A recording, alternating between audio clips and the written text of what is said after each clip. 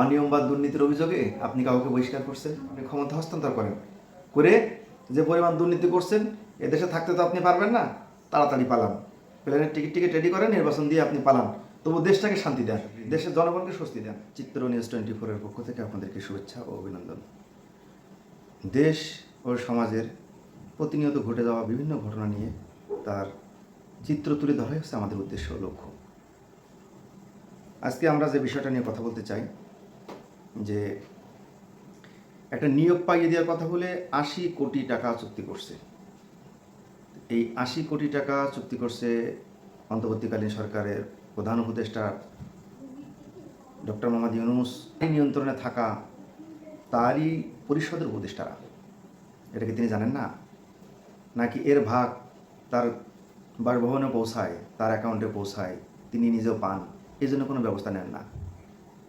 কিছুদিন আগে আসিফ মাহমুদ সজীব ভুঁইয়ার বিরুদ্ধে অভিযোগ উঠল, তিনি 20 কোটি টাকা নিয়ে গাজীপুরের সিটি কর্পোরেশনের কর্মকর্তাকে বদলি করার দায়িত্ব নিয়েছেন। অভিযোগ দেখেছি, কিন্তু আমরা কিন্তু কোনো ব্যবস্থা দেখিনি।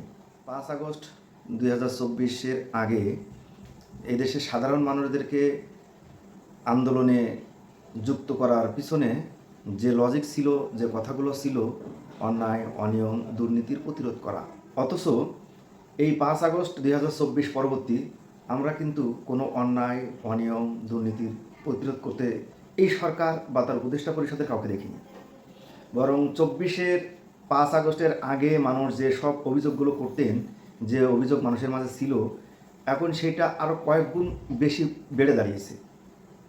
আগে অভিযোগের সংখ্যা যা ছিল, যে পার্সেন্টেজ ছিল, সেটা কিন্তু এখন তার দ্বিগুণ, 3 গুণ, 4 গুণ হয়ে গেছে। আগে কিছু অনিয়ম, দুর্নীতির কথা উঠলেও দেশে কিন্তু আইন শৃঙ্খলা, নিরাপত্তা ছিল, যেগুলো এখন একেবারে শৃঙ্খলা রক্ষার দায়িত্বে নিয়োজিত যে আইন শৃঙ্খলা রক্ষাকারী বাহিনী, তারা নিজেরাই কিন্তু এখন শঙ্কিত, তারা নিজেরাই বিপদগ্রস্ত।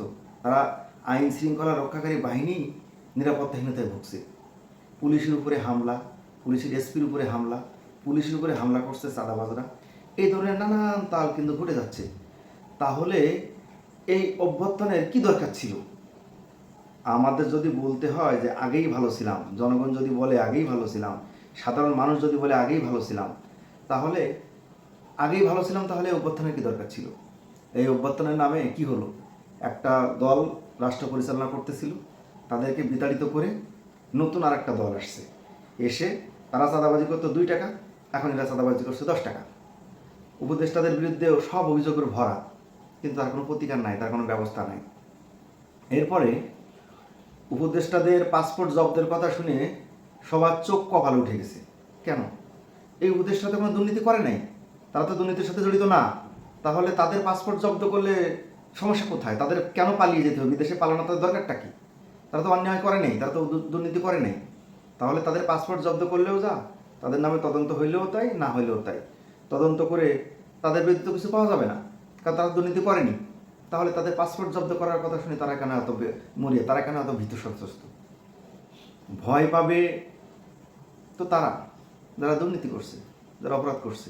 তারা যদি উপদেষ্টা পরিষদের কেউ দুর্নীতি না করে থাকে, তাহলে তারা কেন ভয় পাবে? আর আজকে যিনি প্রধান উপদেষ্টার দায়িত্বে ডক্টর মোহাম্মদ ইউনূস, তিনি বারবারই বলেন ছাত্ররা তাকে ক্ষমতায় বসিয়েছে। তো ছাত্র তাদের ক্ষমতায় বসিয়েছে, এখন সেই ছাত্ররা, যে ছাত্রদের প্রতিনিধির ভিতরে নাহিদ ইসলাম প্রথম বলেছিল আমরা প্রধান উপদেষ্টা হিসাবে আমরা ডক্টর মোহাম্মদ ইউনূসের নাম ঘোষণা করছি, সেই নাহিদে তো ব্যর্থতা স্বীকার করছে যে আমরা ব্যর্থ, আমরা পারি নাই, এই দেশে কিছুই হবে না।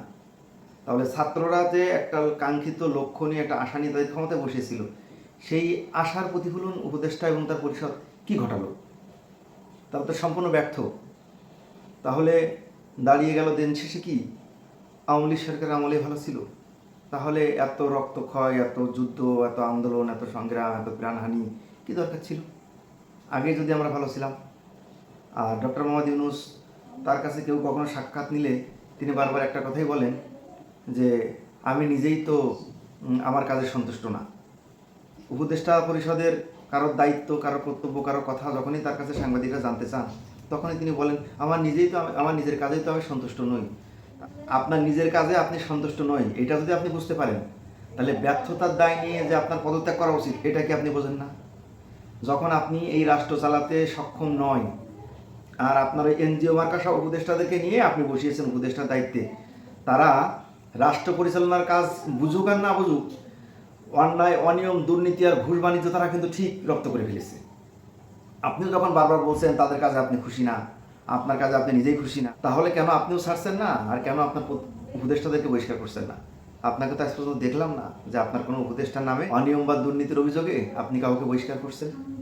আপনার আসিফ মাহমুদ সজীব ভুইয়া, ছাত্র উপদেষ্টা, তরুণ উপদেষ্টা, তার পিএসের নামে 300 কোটি টাকার দুর্নীতির অভিযোগ উঠল। কি ব্যবস্থা নিচ্ছেন আপনি? জনগণ তো কোনো ব্যবস্থা দেখে নাই। তো এই যে উপদেষ্টাদের নামে এত এত সব দুর্নীতির পাহাড় জমা, তাদের বিরুদ্ধে ব্যবস্থা নেবেন না? তা আওয়ামী লীগ তো তার সময় তাও কিছু এমপি মন্ত্রী, কিছু নেতাদের বিরুদ্ধে ব্যবস্থা নিত, আপনি তো তাও নেন না। তাহলে আপনি তো তার চেয়ে আরও অনেক গুণ খারাপ এটা প্রমাণ করলেন। তাহলে বাংলাদেশের একমাত্র নোবেল বিজয়ী হিসাবে, একজন উজ্জ্বল ব্যক্তি হিসাবে আপনার হাতে রাষ্ট্রীয় ক্ষমতা, আপনি আপনার নোবেলের মর্যাদা কী রাখলেন আর আপনার মর্যাদা কী রাখলেন? আপনি যে চরমভাবে ব্যর্থ, এটা যে প্রমাণিত, এটাকে আপনি বুঝতে পেরেছেন?